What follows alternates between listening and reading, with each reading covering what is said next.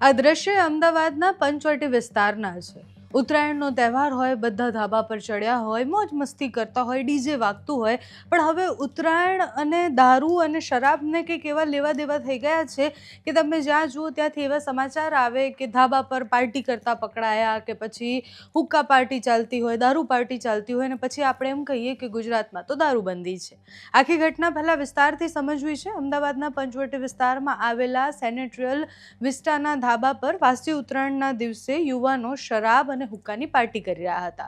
પોલીસે દરોડા પાડ્યા અને પછી ત્યાંથી અનેક લોકોની અટકાયત કરવામાં આવી। ડીજે સાથે પાર્ટી ચાલી રહી હતી અને પછી પોલીસ અચાનક ત્યાં ઘટના સ્થળે પહોંચી 4 યુવતીઓ અને 17 યુવક સહિત 21 લોકોની અટકાયત કરવામાં આવી છે। આ ઉપરાંત ધાબા પર શરાબ અને હુક્કાને તમે જુઓ લાઈનથી તો તમને દેખાશે વિડીયોમાં કે તમને જે જોઈએ એ બધું જ ત્યાં ધાબા પર અવેલેબલ થાય એવી ત્યાં ગોઠવણ કરેલી હતી અને બધી જ વસ્તુઓ ત્યાં સેટ હતી પાર્ટી માટે। આખી ઘટનામાં જ્યારે સ્થાનિક લોકો ડીજેનો અવાજ વધ્યો અને પછી નશામાં ધૂત યુવકો જે ધમાલ કરતા હતા, સ્થાનિકોએ કમ્પ્લેન કરી, કંટ્રોલ રૂમમાં મેસેજ કર્યો અને પછી ફરિયાદ નોંધવામાં આવી।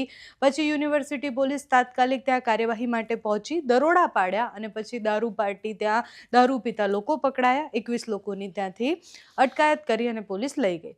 પ્રશ્ન માત્ર આ દારૂ પાર્ટી ચાલતી હતી અને પોલીસે અટકાયત કરતી ત્યાં સુધી સીમિત નથી રહ્યું। હવે તહેવારોની જે વ્યવસ્થાઓ છે, તહેવારો માટે જે ઉજવણી છે એના ભાગ બદલાઈ ગયા છે। એટલે તમે જુઓ તો તમે નવરાત્રિ કે પછી દિવાળી કે પછી હવે ઉત્તરાયણમાં તમે જોશો તો તમને ખબર પડશે કે પતંગ ચગાવવું એ તો માત્ર ગૌણ થઈ ગયું છે। વધારે લોકો ધાબા પર ભેગા એટલે થતા હોય છે કે આપણે પાર્ટી કરીશું, આપણે મજા કરીશું, મોજ કરીશું। મજા અને મોજ શબ્દ જે છે એની વ્યાખ્યાઓ પણ બદલાઈ ગઈ છે।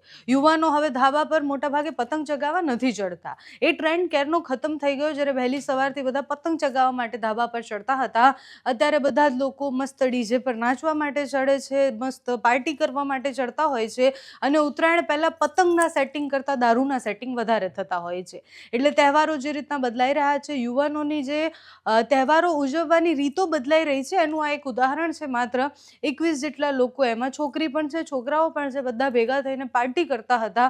પોલીસે ત્યાં જઈને આ બધા જ લોકોની અટકાયત કરી છે। પ્રશ્ન એ થાય છે કે આ બધી જ વસ્તુએ લઈ ક્યાંથી આવ્યા?